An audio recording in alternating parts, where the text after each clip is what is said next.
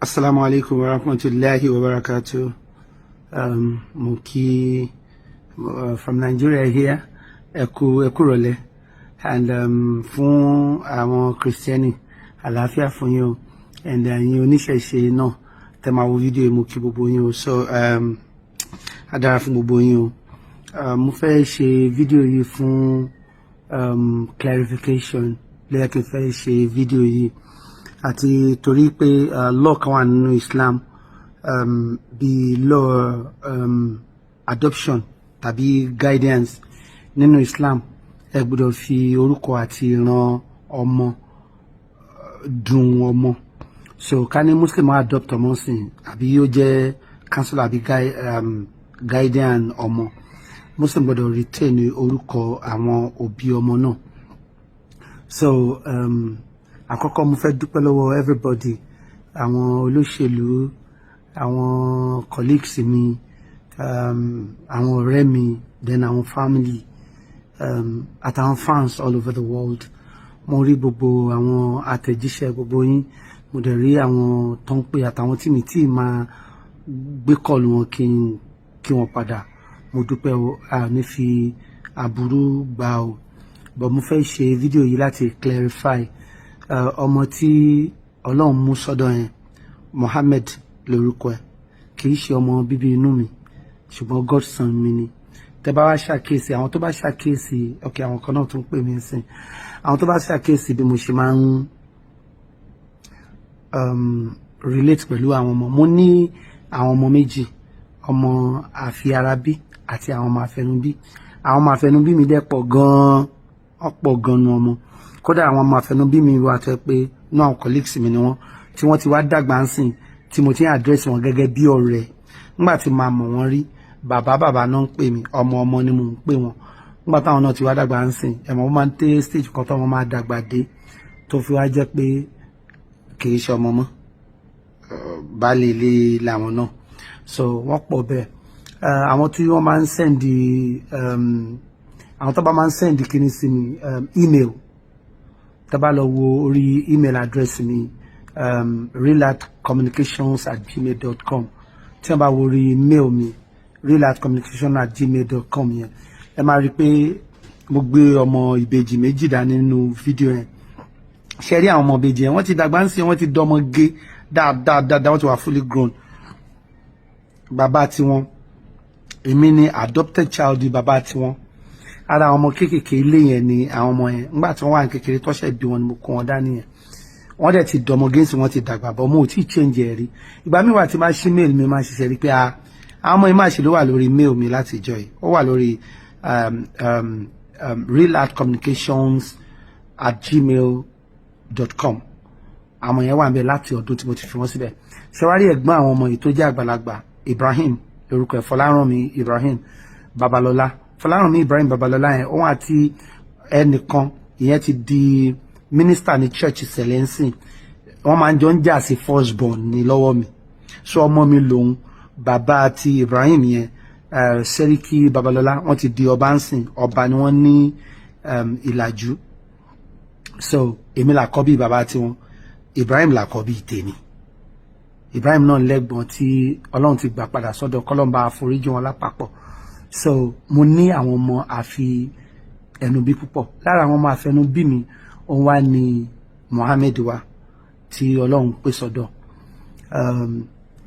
Tẹ́ bá ṣàkíyèsí, mo ti máa ń post fídíò before now, tí máa post ọmọ kan fún birthday tí máa ní dear son. Ìmí wà tí máa rí táwọn blogger máa gbé gan tó máa sọ pé ọmọ mi lélẹ́yìn náà. Mo fẹ́ kọ́ clarify, ọmọ mẹ́ta ni Olúwa fún mi, Abdulmalik, Ahmed àti Awal. Ọmọ pọ̀ lára mi, so mo fẹ́ bí sí tọ́lọ́run bá fún mi sí.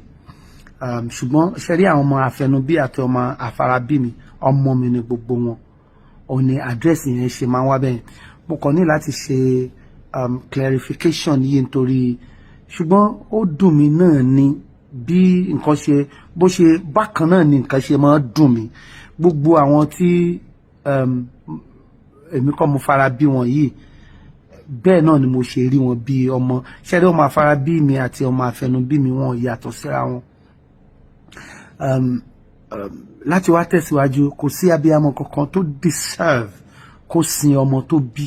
Olúwa ní jẹ́ ká gbá ọmọ yín sìn o. Àwọn tí Olúwa dánwò lọ́wọ́ yìí Olúwa rọ̀ wọ́n lójú. Ìyá àti bàbá Mohammed Akin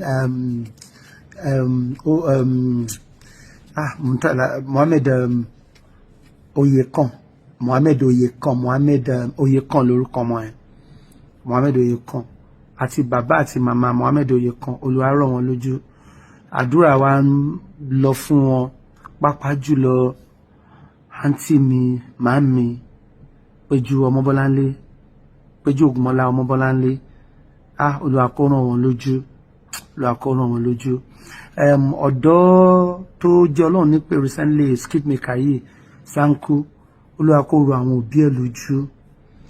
Ìpẹ́ tí wọ́n fẹ́ ṣe fún abiyamọ tó sọmọ nù mi ò mọ̀, Olúwa kó rọ̀ gbogbo wọn lójú.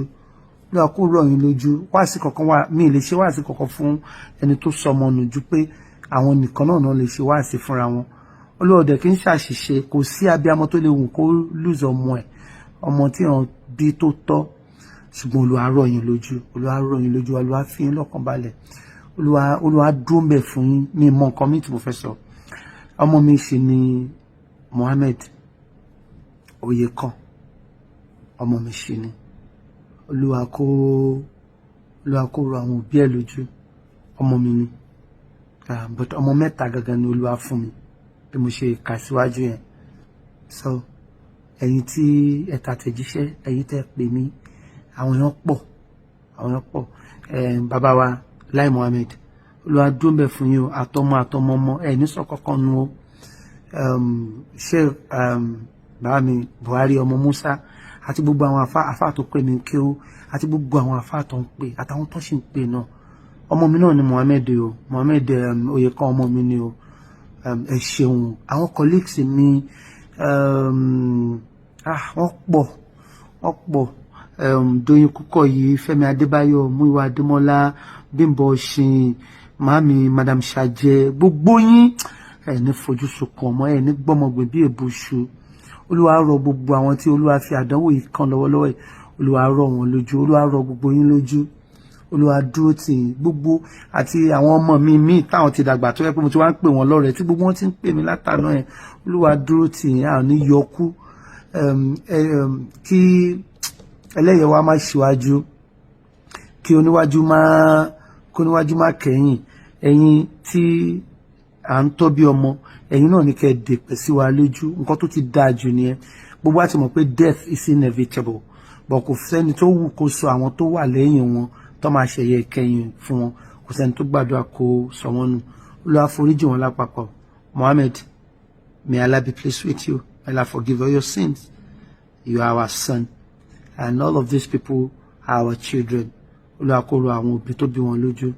Assalamu alaikum wa rahmatullahi wa barakatuh. Ẹ̀yin Kristẹni, àlàáfíà fún yín o. Ẹ̀yin oníṣẹ̀ṣe, eriwo yà. God bless all of you. God bless you.